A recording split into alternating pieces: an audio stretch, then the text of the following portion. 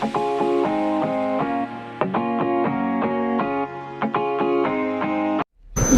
di sini saya akan menjelaskan pengertian dan tujuan pemeriksaan darah. Pengertian pemeriksaan darah lengkap adalah tes darah yang dilakukan untuk mengetahui jumlah sel darah merah, sel darah putih, dan trombosit dalam tubuh Anda. Jumlah sel darah dapat menggambarkan kondisi kesehatan Anda sehingga bisa membantu dokter dalam menentukan diagnosa dan pengobatan. Pemeriksaan darah lengkap biasanya dilakukan bila dokter membutuhkan pemeriksaan lebih lanjut setelah menanyakan gejala, riwayat kesehatan, dan melakukan pemeriksaan fisik. Salah satu tujuannya adalah untuk mengetahui kondisi kesehatan seseorang secara keseluruhan, sekalian mendeteksi lebih awal penyakit dan mungkin terjadi. Pemeriksaan pertama adalah pemeriksaan hemoglobin. Pada hasil laboratorium, hasilnya adalah 16,6. Dan pada nilai rujukan, rentangnya adalah 11,5 sampai 16,5. Apabila pada hasil lab nilai hemoglobin dinyatakan rendah, maka pada sebagian orang mungkin tidak menimbulkan gejala. Namun, apabila disertai seperti mudah lelah, sakit kepala, dan sesak nafas, mungkin telah berkembang menjadi penyakit anemia atau kekurangan darah. Begitupun sebaliknya, kelebihan hemoglobin dalam darah mungkin tidak akan membahayakan jika tidak diikuti gejala lain seperti kanker, dehidrasi berat, dan lainnya. Yang kedua adalah glukosa, masih dinyatakan normal, yaitu 8,8 karena masih sesuai dengan nilai rujukan yaitu 4,4 sampai 11,3. Leukosit adalah sel darah putih dalam darah. Ketika jumlah sel darah putih dalam darah lebih tinggi dari biasanya, maka itu dapat disebabkan oleh berbagai hal seperti peradangan, infeksi, alergi, hingga kanker darah. Begitupun sebaliknya, jika leukosit rendah, maka itu dapat disebabkan oleh berbagai kondisi seperti infeksi, kelainan bawaan, gangguan autoimun, efek samping obat, atau gangguan lainnya. Selanjutnya adalah trombosit. Sama hal dengan hemoglobin dan leukosit, trombosit normal yaitu 283 karena sesuai dengan nilai rujukan 150 sampai 450. Trombosit memiliki peran dalam proses pembekuan darah.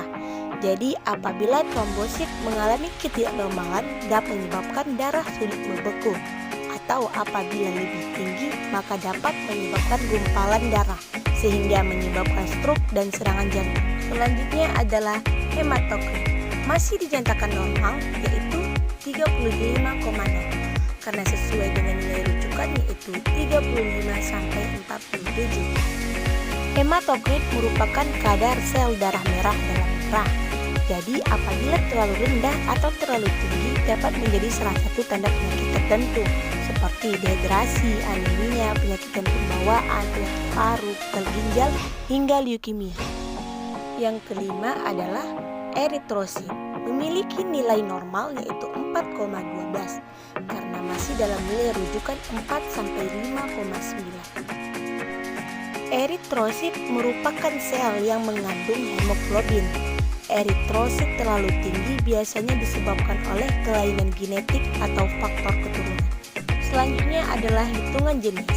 Hitungan jenis ini adalah leukosit yang terdiri dari neutrofil, limfosit, monosit, eositofil, dan basofil yang memiliki nilai maksimal karena sesuai dengan nilai rujukan.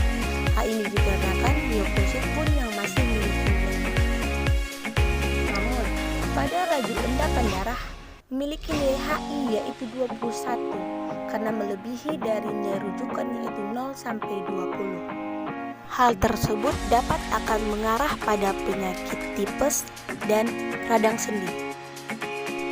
Oleh karena itu dilakukan tes Widal. Namun pada hasilnya dapat dilihat titernya lebih besar dari 180. Sehingga pasien dapat didiagnosa mengalami demam tipoid.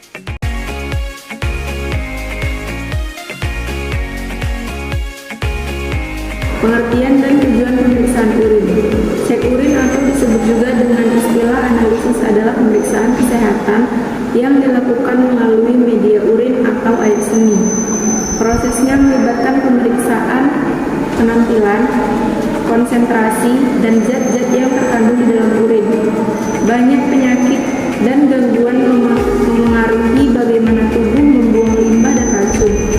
Pada beberapa kondisi cek urin juga perlu dilakukan secara rutin, misalnya pada ibu hamil yang bisa menggunakan tes urin untuk mendeteksi kehamilan positif atau negatif. Melalui alat tes pack, ibu yang sudah mengandung juga disarankan untuk melakukan pemeriksaan ini secara teratur.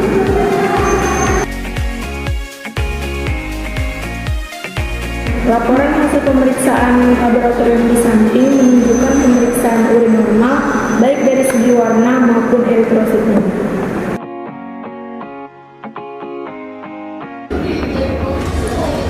Laporan hasil pemeriksaan lab di samping dapat dilihat hasil uji urin, protein, dan glukosa dinyatakan aktif.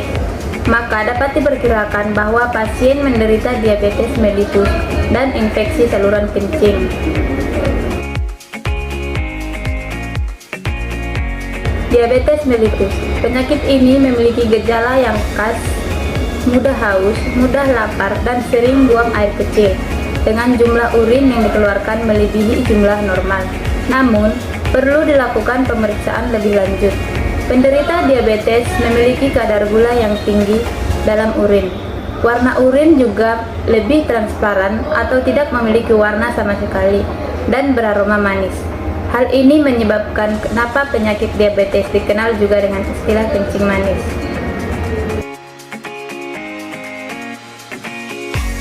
Infeksi kandung kemih. Infeksi kandung kemih bisa terjadi karena bakteri dari luar masuk ke dalam saluran kemih melalui uretra dan berkembang biak. Mayoritas kasus infeksi bakteri ini disebabkan oleh bakteri E. coli. Normalnya, bakteri ini tinggal di usus dan tidak menyebabkan masalah. Namun, ketika bakteri ini masuk ke dalam kandung kemih, bisa menimbulkan masalah.